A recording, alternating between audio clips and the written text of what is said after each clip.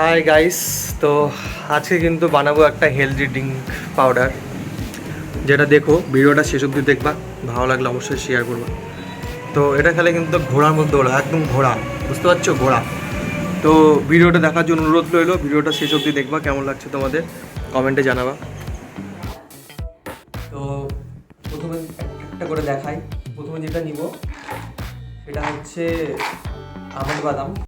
প্রথমে দেখতে হচ্ছে এই যে আমন্ড বাদাম আমার হাতে, এই যে আমন্ড বাদামগুলো দেখতেই পাচ্ছ। তো এইটা লাগবে। তারপরে কিন্তু লাগবে এই যে ছোলা, এই যে ছোলাটা দেখতে পাচ্ছ, এখানে ছোলাটা লাগবে। আর লাগবে এখানে রাজমা,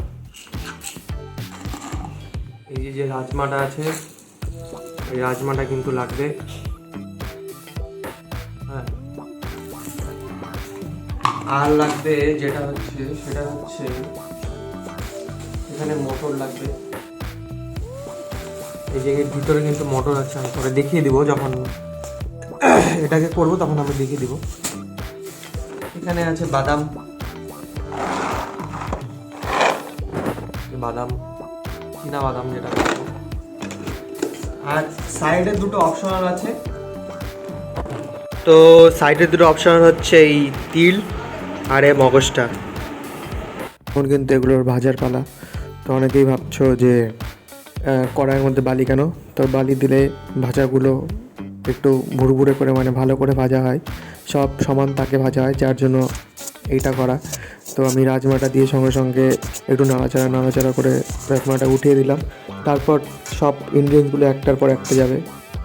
তারপর কিন্তু আমরা এখন সবগুলো ভাজবো। তারপরে কিন্তু একটার পর একটা জিনিস চলে আসবে। আমন্ড বাদাম চলে আসলো, আমন্ড বাদামের পর কিন্তু আমাদের এখানে চলে আসবে ছোলার পর কিন্তু চলে আসবে আর কি জানি না, আমি অনেক কিছু কিনছি, অত কিছু মনে থাকে না ভিডিওর মধ্যে। তারপর কিন্তু চলে আসবে মটর কিন্তু দিয়ে দেখতে পাচ্ছ হাতাটা কিন্তু খুব তাড়াতাড়ি নড়ে যাচ্ছে, একদম মানে কি বলবো, মানে একটা মিষ্টির মতো কিন্তু হাতাটা নড়ছে, কারণ ভিডিওটা ফাস্ট ফরওয়ার্ডিং করা আছে। তো তারপর একটু তোমরা দেখে নাও ভালো করে কী ভাজা হচ্ছে। এখানে অত কিছু বলতে পারবো না আমি, এখানে তোমাদের একটু দেখে নাও ভালো করে। তারপর কিন্তু সবগুলো ভাজা হয়ে গেলে তারপর কিন্তু নেক্সট প্রসেসটা আমাদের করতে হবে। আর এই ভাজা দেখে মনে হচ্ছে আমি কিন্তু এই ভাজার জন্য পৃথিবীতে জন্মাইছি, হাতা নাড়ানোর জন্য পৃথিবীতে আমি জন্মাইছি। হাতটা এত তাড়াতাড়ি নড়াচ্ছি যে আমার হাতি রোবটের মতো হয়ে কাজ করছে। তারপর কিন্তু এখানে আমরা এই মগজটা ভেজে নেবো। মগজটার মধ্যে কিন্তু দেখতে পাচ্ছ ওই যে সেই আমি যেটা বলছিলাম তিল আর মগজ দুটো একসাথে ভাজবো। ভাজার পর কিন্তু এটা কিন্তু স্বর্ণবর্ণ আকৃতির হয়ে যাবে, একদম মনে হবে মগজ না, এটা কিন্তু সোনা। কিন্তু সোনা হবে, কেউ এটাকে গায়ে পরে নেবেন না, কিন্তু এটা কিন্তু খাওয়ার জিনিস। তো এটাকে মিক্সি করে ওটাকেও এই সেই মিক্সচারের মধ্যে দিতে হবে। আমি তোমাদের সব দেখিয়ে দিচ্ছি একটার পর একটা। তাহলে কিন্তু অনেক খাটাখাটনির পর কিন্তু আমরা এই মিক্সিটাকে গুঁড়ো করে নেবো। এই যে শিলবাটার মধ্যে খটখট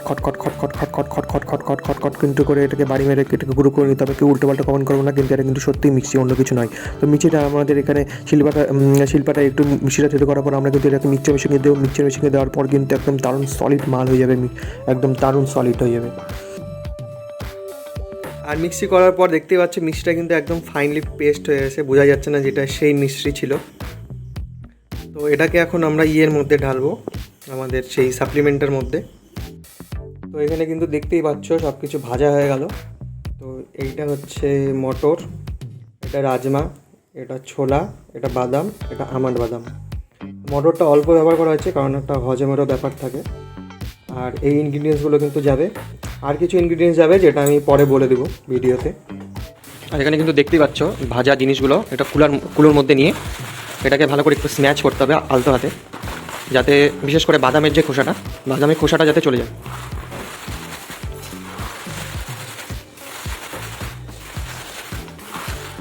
আর কোনো কিছু খোসা লাগবে না, শুধু বাদামের খোসাটা যাতে চলে যায় তার জন্য আমি করছি, কারণ আর খোসাতে ফাইবার থাকবে, তো সেটা আমি চাই না চলে যাক। তাই আলতো হাতে শুধু বাদামের খোসাটাকে ইয়ে করতে হবে, বাদ দিতে হবে। আমার মা এগুলোর মধ্যে নিয়ে জিনিসগুলো কিন্তু পকাত করে লাফাতে শুরু করে, তখন সে কিন্তু এক্সট্রা যে ইয়েগুলো ছিল ওগুলো কিন্তু বের হয়ে চলে গেল। আমাদের জিনিস কিন্তু রেডি। এবার জিনিসটাকে কিন্তু আমি এই মিক্সিতে দিয়ে দেবো।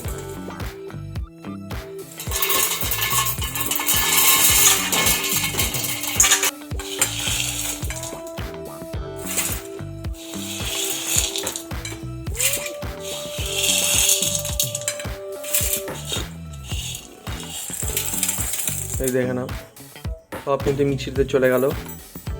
এবার কিন্তু হয়ে যাবে মিক্সিটা অন, সাউন্ড কিন্তু হবে খুব বেশি, দেখে নি সব ভালো করে আটকে আছে। তো দেখি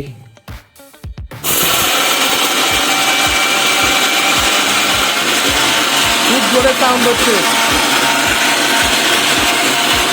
দেখতেই পাচ্ছ।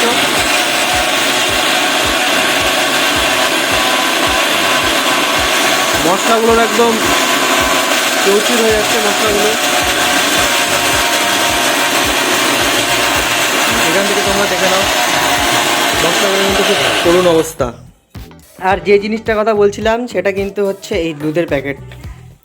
দুধের প্যাকেটে দুধ দিয়ে দেবো টেস্টের জন্য, বেশি দিও না, কারণ আমি এখানে দিচ্ছি তাহলে আবার ফ্যাট হয়ে যাবে, কারণ দুধের প্যাকেটে অলরেডি সুগার অ্যাডেড থাকে, যার জন্য আমি 2 প্যাকেট ইউজ করছি। তো দেওয়ার পর এদিকে একটু ভালো করে নাড়িয়ে নিতে হবে।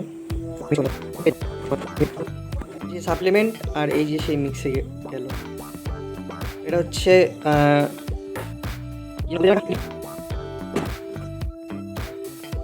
কিন্তু রয়েছে এই মিষ্টির গুঁড়োটা আমরা কিন্তু দিয়ে দিলাম এর মধ্যে। তারপর গুঁড়োটা দিয়ে কিন্তু ভালো করে নাড়িয়ে নিতে হবে। আর ভিডিওটি যদি ভালো লাগে অবশ্যই লাইক শেয়ার সাবস্ক্রাইব করে দিও please please please please please please please please. তারপর কিন্তু ভিডিওটা অন্যজনের কাছে শেয়ারও করে দিও। আর এই জিনিসটা দেখতে দেখো একদম হরলিক্সের মতো দেখতে, কিন্তু একদম হরলিক্স। আর পরে ফিরে আসবো আবার নতুন একটা ব্লগ নিয়ে, ততক্ষণের জন্য টাটা বাই বাই, ভালো দেখো।